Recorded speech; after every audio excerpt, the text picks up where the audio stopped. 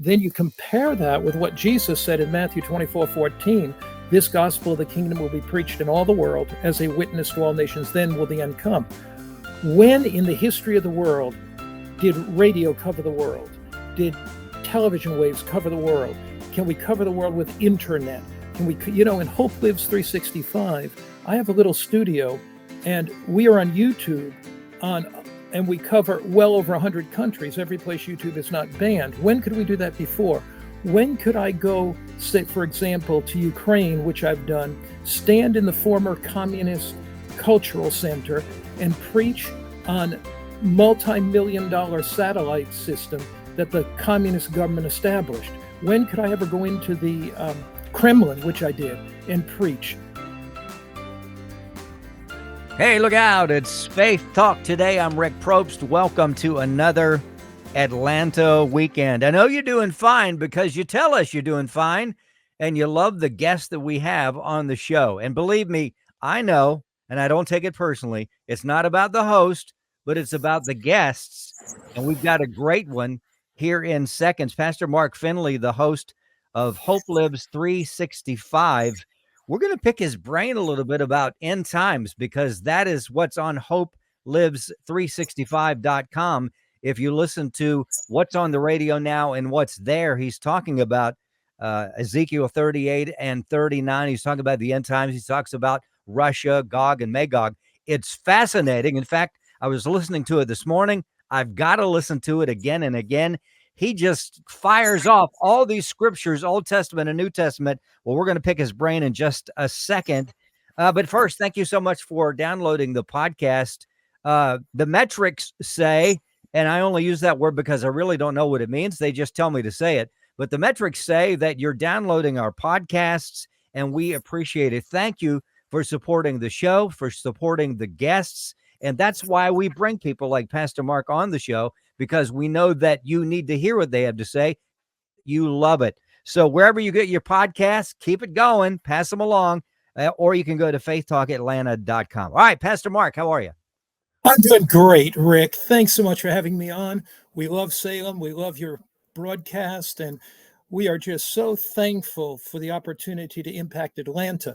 A number of years ago, I had major meetings in Atlanta, and about 1,000 people came to Christ in those meetings and experienced baptism. So we were there in the Atlanta Convention Center. And so once again, greetings to all my Atlanta friends.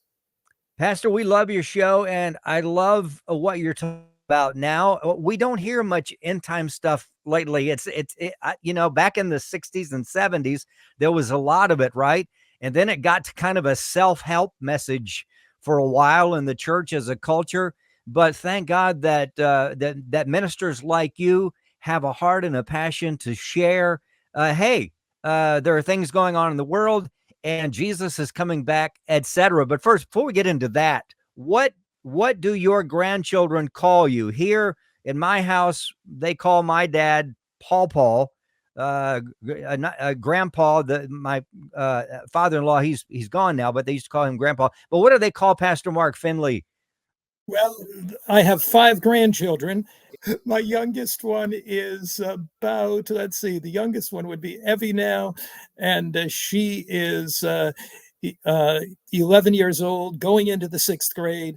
And so, but we've got 5 grandchildren. They call me, some of them call me Pa, and some of them call me Grandpa. And so of the grandchildren, we have 3 girls, 2 boys. And so we love to get together.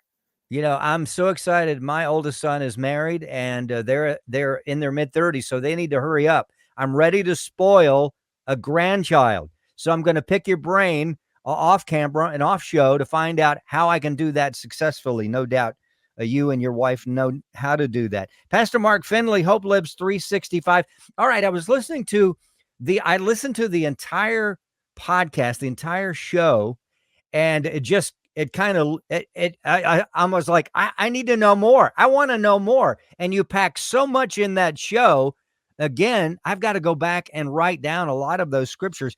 All right, you talk about Russia, you talk about Ukraine. I found it fascinating that when biblically we've heard for years it's Russia that attacks Israel, but you come out with it. It's a people. It's not necessarily a country, but it's a people, the children of Satan, the wicked people of the time that attack. Let us in more of that.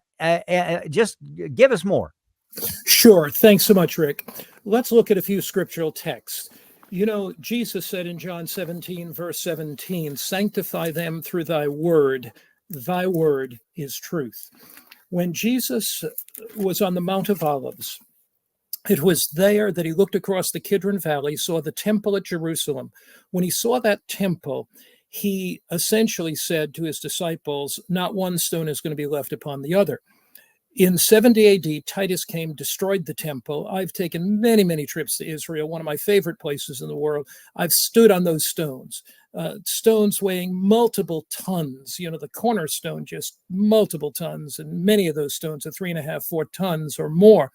And Jesus' prophecy was fulfilled. But in the context of that prophecy, the disciples thought that an event as cataclysmic as the destruction of Jerusalem must be the end of the world. So Jesus gives signs of the end. Matthew 24, verse 7, Jesus says, for nation shall rise against nation, kingdom against kingdom. There'll be famines, pestilences, and earthquakes in various places. So haven't we always had wars? We have. But here's the difference. Nation is going to rise against nation, kingdom against kingdom. It's not one war. I don't need to remind our audience here in Atlanta that we had our first world war in the 20th century. We had our second world war there. What Jesus predicted is instability in the world. So when you see now China flexing its nuclear muscles, when you see the North Korea working to achieve nuclear status, when you see now Iran, Hezbollah, Hamas getting ready to attack Israel, when you see that whole situation, when you see South Sudan in war, when you see riots in Great Britain right now, in fact, what Jesus is painting is a scenario.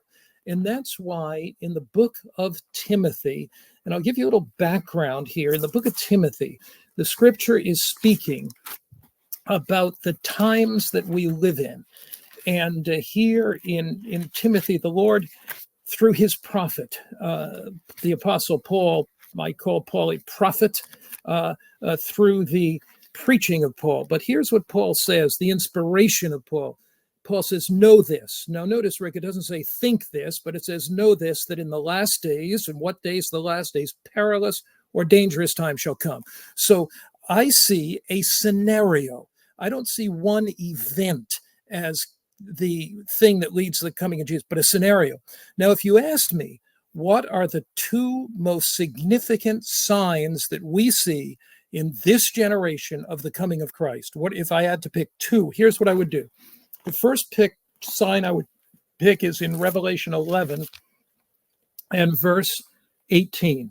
The nations were angry. Now that's plural. Nations are angry. Your wrath is come, that the time of the dead, that they should be judged. That's obviously the second coming of Christ. That you should reward your servants, the prophets and the saints. That's obviously the second coming. The return of Jesus. Some people call it the rapture, but we believe that based on the Bible, that Christ will come and every eye will see him, every ear will hear it.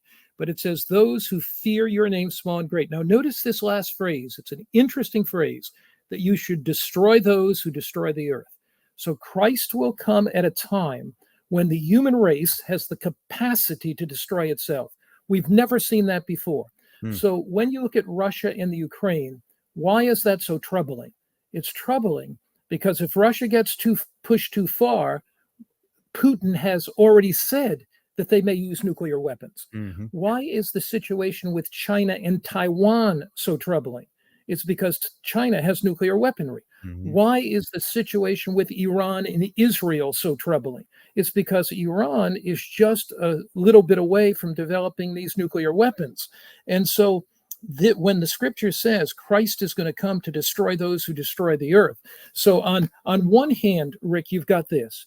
You've got rising crime and violence. You've got instability in the streets. You've got an economy that's hanging on its slender thread. You've got the threat of nuclear war, nations uncertain. That's on one hand. But what do you have on the other hand? What's the second sign?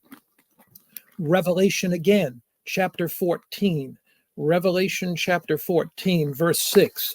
I saw another angel flying in the middle of heaven. Now, the word in Greek is angelos, for angel, messenger. I saw another angel flying in the middle of heaven, having the everlasting gospel to preach to them that dwell on the earth, to every nation, kindred, tongue, and people. Then you compare that with what Jesus said in Matthew 24:14. This gospel of the kingdom will be preached in all the world as a witness to all nations. Then will the end come. When in the history of the world did radio cover the world? Did television waves cover the world? Can we cover the world with internet? Can we, in Hope Lives 365, I have a little studio and we are on YouTube and we cover well over 100 countries, every place YouTube is not banned. When could we do that before? When could I go, say, for example, to Ukraine, which I've done, stand in the former communist cultural center and preach on multi-million-dollar satellite system that the communist government established? When could I ever go into the Kremlin, which I did, and preach? You see what's happening. I go to my office and I preach. Message goes up by satellite, comes down in Hong Kong. My Chinese translator translates it. My graphics are in Chinese. And last year we had 10 million downloads in China. Wow. So what we're seeing, Rick, is two things. First, Russia, China, Iran flexing their nuclear weapons. Then we see the gospel going to the world. So the great controversy is much broader, much larger than Russia invading Israel. Much, much larger. It is the controversy between good and evil. It's the controversy between Christ and Satan. It's the controversy between the forces of good and the forces of wrong. So good. Pastor Mark Finley, Hope Lives 365. Hey, look, it's a short time that we have with Pastor. We haven't even scratched the surface. There's so much. So check out, of course, on the radio, the show, which you can hear here at Faith Talk Atlanta, but also you can go to hopelives365.com and listen to not only the podcast that I was listening to, the show, but also there's a library there. You can listen to them all, watch video, etc. Pastor, always great to see you. God's blessings to you. We'd love to talk to you again and just spend more time with you and hear more of your heart. And I really wanted to talk about that pastor and his wife and about the Ukraine, but we'll have to do that another time. Next week, another great guest. Looking forward to it. Have a great week. I'm Rick Probst. See ya.